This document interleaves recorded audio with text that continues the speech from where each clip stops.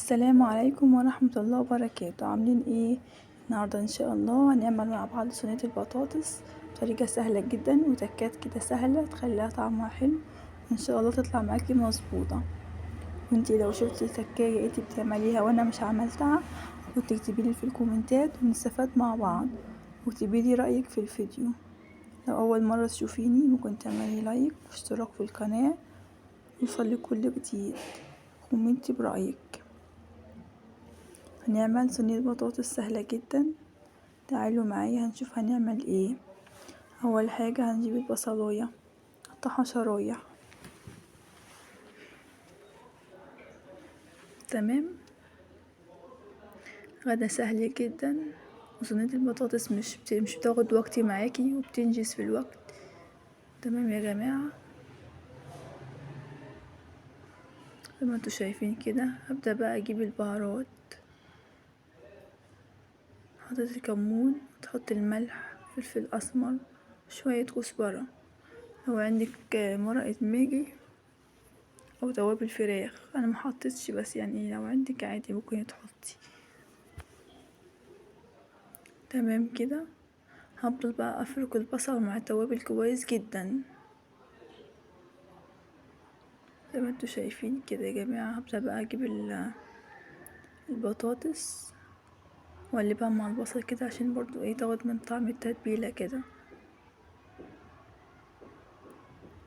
تمام، احس ان انا برضو عاوزة كمان حبة بطاطس، رحت مقشراها تبقى ايه على قد الصينية واقلبها مع بعض برضو. اهم حاجة انت لما تفركي البصلة مع التوابل بتخلي ريحة طعم الصينية حلو زي ما انتوا شايفين. طبعا انا بقى جايبة معايا نص فرخة ومقطعة الورك 2، ومعايا إبط وقوانص والقلب بتاعهم. هبدأ بقى احط الكبد والقوانص ماشية معاكم واحدة واحدة اهو. هبدأ بقى اجيب التوابل نفس النظام، ملح فلفل اسمر. طبعا تخلي بالك علشان الملح مش يطلع زيادة زي ما انتوا شايفين كده يا جماعة اهو. هبدأ بقى ان انا ايه اعمل فراخ بالتوابل كده واقلبهم مع بعض عشان يتبلوا كده بالتتبيلة ويديكي طعم كويس وحلو. ربنا يحسن ما بين ايديكوا يا رب. طبعا النور كان قاطع، انا كل مرة بصور فيديو هو عندنا النور بتاع الساعة 5، فانا باجي في ميعاد النور بصور مش عارفة ليه. المهم فرمت الطماطم يا جماعة، يعني بعد ما فرمت الطماطم حرفيا النور قطع، مش كمل دقيقة والنور قطع. تعالوا بقى نرجع للصينية بتاعتنا. كنت جيت احط الطماطم افتكرت ان انا ما حطيتش التوم، فروحت جايبه توم من الفريزر حطاه.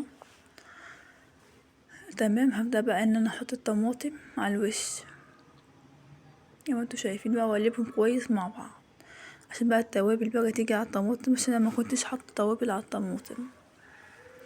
فاقلب الصينيه كلها مع بعض كويس جدا، والطماطم برضو ايه عفوا التوم تتقلب برضو معه، لو في حاجه كانت ماسكه بعضها تفك كده تعمل في الصينيه كلها زي ما انتوا شايفين. طبعا الفرن مولعاه من اول ما بدأت الصينية عشان يكون سخن جدا، لازم تدخلي الصينية سخنة.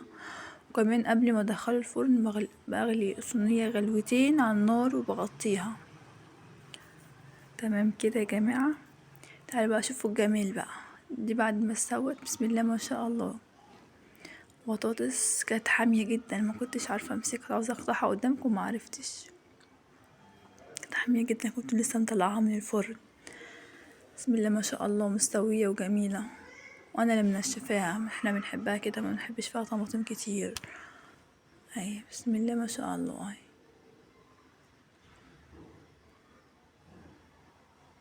شوفوا بقى الدبوسة القمر دي كده والبخار طلع منها كده، يا سلام. اكتبوا لي بقى في الكومنتات ايه رأيكم. يلا بقى ادعموني كده، دعمكم كده بيفرق معايا جدا وشجعني ان انا اصور فيديوهات وانزل. يلا بقى اشوفكم على خير، مع السلامة.